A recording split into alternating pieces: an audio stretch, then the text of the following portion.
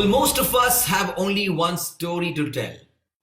And I don't mean that only one thing happens all our lives. Of course not. There are countless events which we turn into countless memories, or rather stories. But there's only one that matters the most. Only one finally worth telling. And that one, somewhere, somewhat, somehow, comes here. Ladies and gentlemen, and each one of you out there, welcome to the Economic Times Cutting Chai Stories brought to you by ETH. My name is Mithun Upadhyay. Delighted on a festivities time, we have a very special guest who is a nominee at Padma Bhushan Award for 2022, an innovator, industrialist, and CEO at Quasrian Innovations Private Limited. Please welcome Sumit Ranjan. Hi Sumit, welcome to Cutting Chai Hi. Stories. Hi, thank you so much for inviting me here, Nitin. It's so delightful to have a Padma Bhushan nominee with us, and your story has been quite interesting, and we are very delighted to have you on with us on our episode today. So let's just breeze back. Let's just go back to the early days. हम आज की बात बाद में करेंगे, हम कल की बात करेंगे, कल से शुरुआत करें जहां से कहानी की शुरुआत हुई थी, जहां से इसका स्टार्ट हुआ था, उत्पन्न हुआ था. तो आप बताइए कि स्कूल आपकी कहाँ थी, बचपन कहाँ बीता था आपका, और कैसा था आपका बचपन, इसके बारे में बताइए. So, when I was a child, I was staying with my maternal uncle, and I was studying in Sri Ramakrishna Sarda Ashram, Vivekanand Central School of Hazaribagh City. It's a अच्छा. small town in Jharkhand, and that is where my ideas started flourishing, and that's the same place where I started Quasarian. So when I was studying in my class 6, I was highly motivated about space and cosmology. So back then, I wanted to become a cosmologist, but I was highly enthusiastic about the way politics and the way people, the structure of people works. So I was interested about influencing them up, about somehow like a childhood dream of controlling the crowd. So I was somehow fascinated by the cartoons and etc. I coined this term Quasarian. So the people who belongs to a quasar. These are the highly energetic cosmic bodies.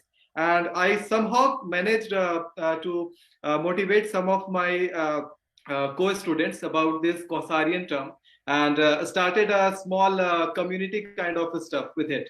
So I used to work with the same Quasarian gang in the school, like some innovator crowd, and we used to do lots of scientific stuffs, making different gadgets and exploring scientific biographies of the great people like Newton, like Einstein, Rutherford, etc.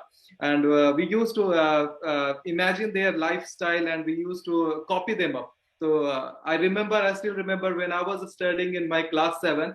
Back then, I was studying a story about Sir Isaac Newton. I was highly fascinated that he was a student studying in Cambridge, but he was competing himself with René Descartes. René Descartes is a great mathematician who gave us the Cartesian system of coordinate geometry. So being a student, he was competing with the great mathematician of that era. And the same endeavor we were trying to imbibe in ourselves.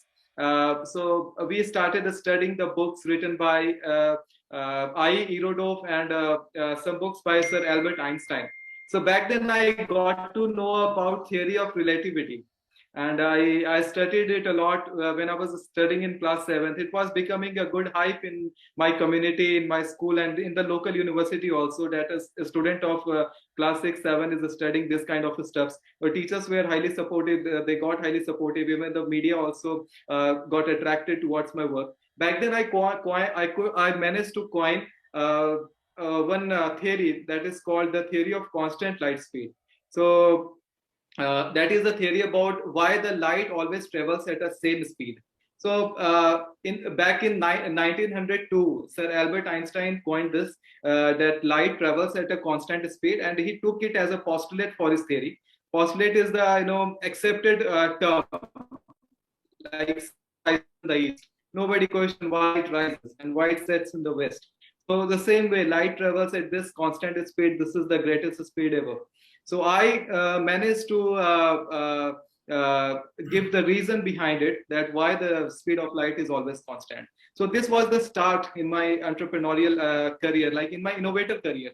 So this is how I started, and when I came in class 11, then I published it, and the theory got accepted. So this is how it all started rolling. That's so interesting, Sumit. In fact, you know what? Your story, early day story, sounds like a scientific cinematic story. It's got everything that blends into what a superhit cinema can be. Early days, may trying to, learn new things and just not learn, but invent. And with what you spoke right now, it gives me a clear-cut idea about how much you have read. You are a clear, good reader Thank in terms of what you, and that talks about the knowledge you have. And I was so happy listening to the fact that, you know what, you're an amazing leader. You have learned well. You have kind of